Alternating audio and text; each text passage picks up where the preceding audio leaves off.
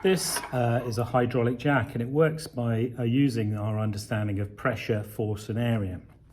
On this side, the side I'm going to pump up and down, I have a small cylinder, and when I pump downwards, I'm pushing using a force, not a very big force, to push on a small cylinder.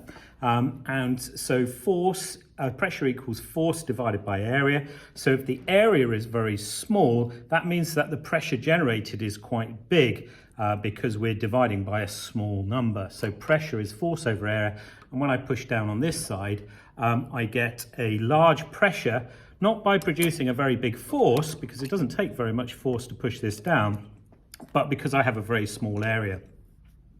The pressure from me pushing down compresses oil, hydraulic oil, inside this cylinder. And because it's a liquid, it's very difficult to compress a liquid. So that pressure is transferred from this small cylinder to the very big cylinder here.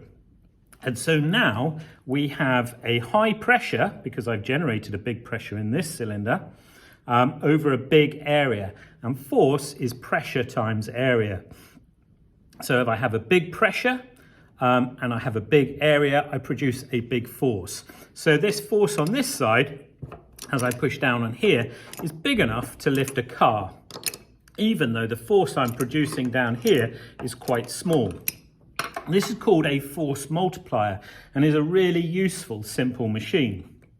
And there is a payoff.